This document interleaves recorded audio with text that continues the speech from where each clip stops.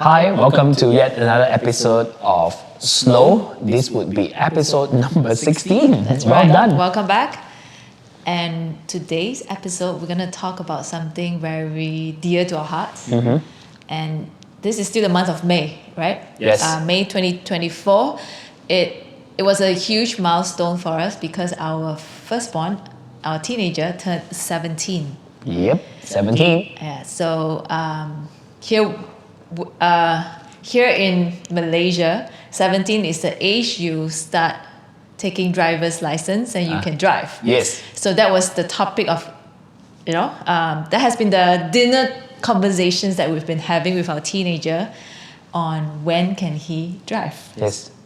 So what was it like raising a teenager? We went through the pandemic raising a teenager. So That it was was tough. like a double blow for Yeah. us.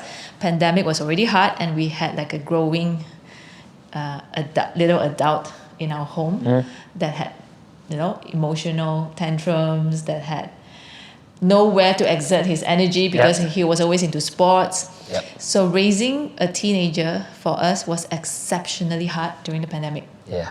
I do remember those days where we had meltdowns, probably not for him but for us because we were locked up Yeah. in our homes.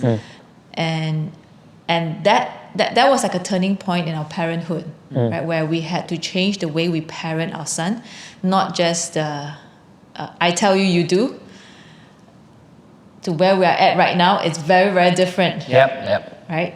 And he's no longer that little kid who would just do whatever we tell him to do. That's true also. So it was a big struggle. Was it hard for you? It was hard because this is my firstborn, right? I drove him to classes. I drove him everywhere. He would always talk to me in the car and we would enjoy our 1 hour ride home during the traffic jam hours. It didn't matter because we were talking.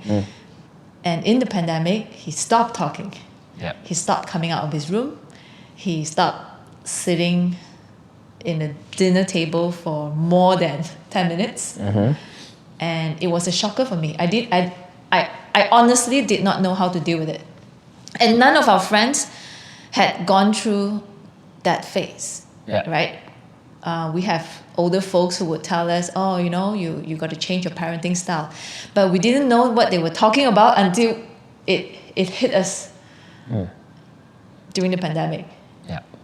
So what would you say is our key pointers, things that we've learned in parenting a teenage boy? I can't say for teenage girls because we have no girls. Yep. So that you would have to find industry experts who have raised successful teenage girls. But raising teenage boys, what is our principle? I think to be fair, it's harder for you because you were once the teenager girl. Okay? Teenage girl, yeah. Teenage girl, right? Yeah. To me, it wasn't that hard.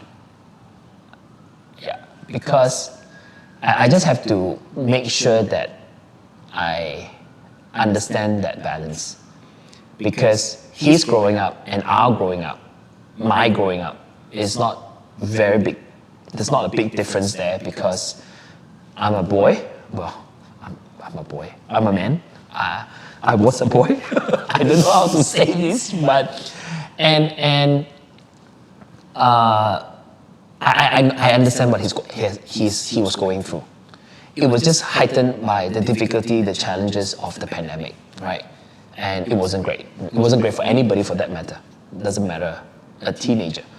So, and I know those feelings where you don't want to stay too long on a dinner table or trying not to talk or not trying but just figuring things out, finding your identity, trying to meet up with your friends and all that. But we both have very different parenting style, I think, because he was your firstborn and you spend a lot of time with him. Grooming him. I guess there was the whole thing is not on them. The whole thing should be on us as parents because you got to learn to be detached from your boy, to let him explore his world. I've always been very hands-off and you were always upset with me, like, go and talk to him, like, why don't you? And I think growing up, if we have given him enough foundation, love, and making sure that, well, giving our best to make sure that he knows we loved him, that's actually enough for him to know, God forbid, if anything goes south, he knows how to come home. He knows home is always safe. Now, I hold on to that principle. We'll always go home. We'll always know mom and dad will always be there for us. So I have a more hands-off approach while you had a more hands-on approach. So I think the challenge of parenting teenagers actually first comes from the agreement between the parents. Like, which should we adopt? Some people say some play the good cop, the other one play the bad cop. Some more hands-on, some more hands-off. I think that there's no one single formula that fits every family. It depends on your child too. Some are just more obedient. Some are a tad wee bit more rebellious. And then you got some that are supremely rebellious like me. So that's why I pray, my son, just But 20% of me. in their era, I think it's harder for them entering adulthood. There's so much more they know compared to our time, and the internet is everywhere, right? Knowledge is everywhere, competition is everywhere. It's a world that I think when our parents were raising us, they probably think they're in a different world too. Oh yeah, of Us, course, right? of course. So now, as we navigate this, I think our agreement is very much we don't do the same thing together. Basically, if you are the bad cop, I'm the good cop to counsel him, to love him after that. If I am that tiger mom drilling him with education, you are that nice dad who just let him do whatever he wants, right? Yeah. So I think we found our rhythm and we don't interfere in how we each deal with our child. But that comes with a lot of trust. And I got to be certain that, hey, you are for me, right? You are not against me by doing something else with our kid. So I think we talk a lot during those late nights where I can't cope with his emotions, his roller coaster of emotions. And I come to you, right? To me, I would want to go in, nurture him, talk to him, find out why. And you would tell me, let him be. Yeah. He's just a boy. Just let him grow up. And I would have to sleep in my misery because I'm thinking I'm a lousy mom. How come he's not talking to me? How come he's not opening up to me? So you're right to say parenting, a lot of it has to do with us in how we deal with That's ourselves. why it's called parenting. Probably we got to parent ourselves first. Right? I know. Yeah. And I think because we had no reference point. We don't have close friends who could guide us step by step on how to raise a teenager. So going through it, we did what we could. But for me, it was the knowledge and the education that was very important. So in that sense, I was adamant that I need to prepare him for adulthood, prepare him for life, prepare him so that he knows what he wants to do with his life. So I'm not an emotional person. So the way I deal with my teenager is always through knowledge, rational, through the mind, through intellectual. And that is how we work. So when he was all emotional on me, I realized I couldn't cope. Because when I tried to say certain things, he would say, oh, don't use those words you tell your client on me. I know what you're trying to do. And I was shocked because I was like, so what should I say now? Right? Because he's so knowledgeable, right? And he's a debater. And I don't like fighting. I don't like conflict, right? So when he debates with me on certain concepts, certain words I use, I would just back off because I don't want to deal with that emotional drama. And that's where you come in, where you will set it right, set the record straight, and be able to talk to him man to man. So in that, I really appreciate the partnership because if I were single-handedly parenting my child, I would think he would be lopsided. Yep. Right. Cool. I only bring in my side of the story. There was one time, I still remember, but maybe he was 10 or 11. Remember, he went for a competition. He was trying to win number one, right? He wanted to win the prize money of, I forgot how much it was, but he wanted the first place. So when he came home, he said, oh, I got third place. And I don't know what happened to me. I asked him, so what did the first place get? He was so mad at me. He stormed off and slammed the door at me. And it was a awakening moment for me as a mom to know how sometimes I project my expectations onto him and I don't really care for him in a way that he needs it to be. So there was a lot of learning moments for me throughout this 17 years. Yeah. And I think I've calmed down a lot right now to be where you are at all this while because I'm more hands-on. I'm so hands-off right now. I find it shocking to myself. Sometimes I question, is it okay that I really let him be? And it's a journey. Yeah. The premise that we must understand in parenting is to avoid the trap that says the next generation had it easier. It is in every sphere, whether you are in a workplace, in a various age group, leadership setting, in church, at home. Because the moment you draw that line that your generation have it easier, we separate them out like they are different. I remember my dad used to tell me, oh, you had it easier. And you know what? I also overheard my grandpa say my dad, oh, you had it easier. So those statements actually don't help anything at all. But we single them out. And then we single them out, we start to make a lot of conclusion about that. I recently had this conversation with somebody and they asked me, how do we bridge the gap and communicate to them when they're in a bubble? So I look at the person, I say, you know what? Maybe it's not them that's in a bubble. You are in a bubble. I am in the bubble. We were exactly the same, but we got safer in an environment. We want to stay safe, stay protected. We went into a safe bubble. We don't venture out as much.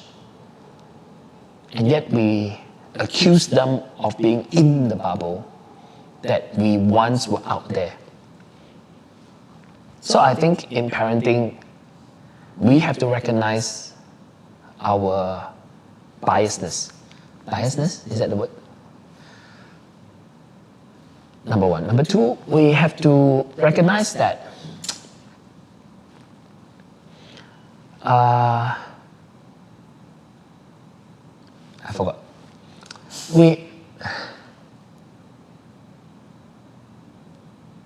Values?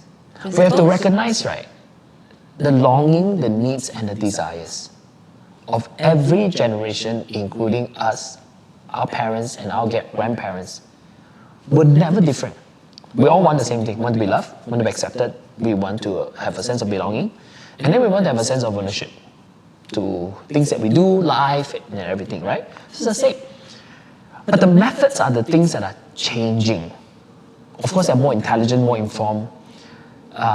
Knowledge are more readily available now. So compared to us, we kind of like blur, we don't know everything. But peel off all this, we all still want the same thing. And if you are listening to us today, and if there's one thing that you can do, or I can do, my wife and I can do well, is to really peel off all this. Don't blame social media, don't blame technology, don't blame everything.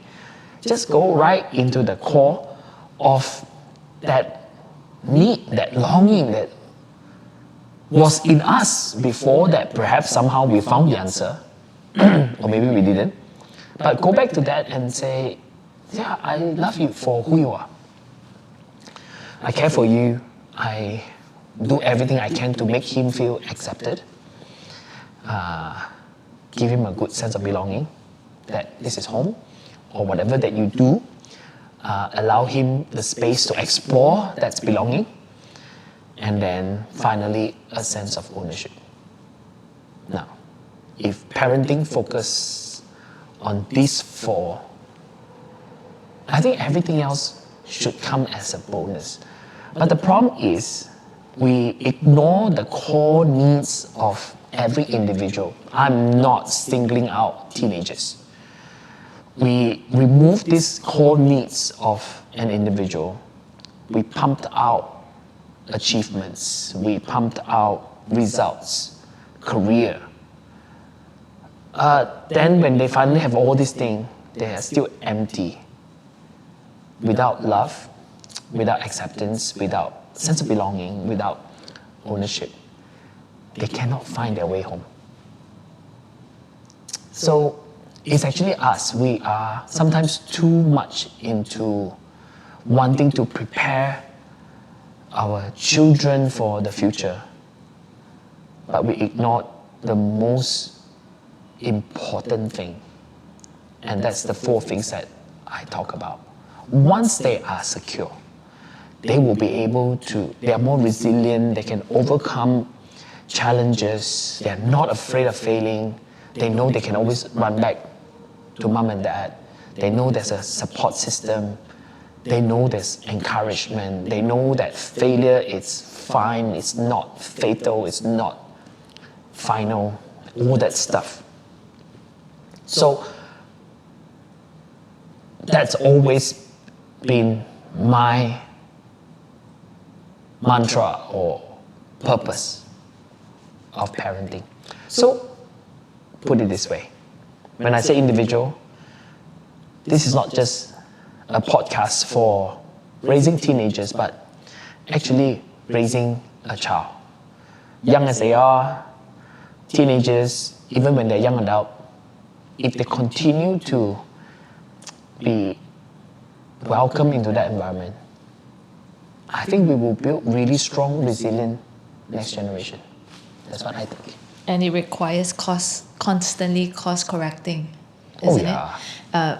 Like recently, a lot of people would tell me, they talk about childhood trauma, right? So people are so aware of their childhood trauma. So when they become parents, they become overly conscious on how they deal with their kids to a point where they actually end up helicoptering them because they don't want their kids to end up having future traumas. So sometimes it's knowing too much. It creates fear, right, in some of these parents. Mm-hmm. And essentially you brought your child into the world, and when you can work on yourself, mastering who you are, mastering your identity, knowing your strengths and your weaknesses, and you work together as a team, right, to parent your child, you are the best parent to your child. Yep. Right, and if you can believe that, then I think you can create a home environment that is secure. Yeah. Right, a lot of people they sublet their kids to be parented by other people or other communities, and they don't take on the responsibility. So if you are parents listening to us, first and foremost, it's really your responsibility to raise your child. But you must know that you are always going to be the best parents for them. Yeah. Right. We don't really do a lot of parenting content, but this is something that we personally went through. So we hope this podcast could spur some conversations in your home. If you're raising a teenager, you can learn to understand them, talk to them, talk to your spouse about what are the important things you want to input into your family life. Yeah. Can I end with just talking about this? These days we focus so much on being vulnerable in the way we lead, in the way we do things. And I think a very important thing is to learn to be vulnerable with your children. Especially when they're teenagers and they're able to understand more abstract thoughts like vulnerability, tell them, because if we dare not be truthful and vulnerable to them, that's where we try very, very hard to continuously provide a safe environment. Nothing wrong with a safe environment, but a fail-proof environment is not achievable. You really don't want your child to not be able to experience failure. But all of us want to actually, when they fail, they're able to get up again. Yeah. And that's vulnerability, to tell, come to a place, hey, you know what, son, I can never be the best dad or mom for you, but we just want you to know when we are not good enough, you allow us to come back. Or when you are not good enough, we want you to know we will always allow you to come back. So don't try to be fail-proof parents. And remember, you and I were young once. And we caused a lot of headache to our parents in our own generation, in our own ways. So let each other just grow into that. All right? So I hope this helps. Yeah, if it has been helpful, share this content with another parent that you know, and hopefully we can create more awareness out there. Yeah, and if you have questions, feel free to buzz us. See you the next episode.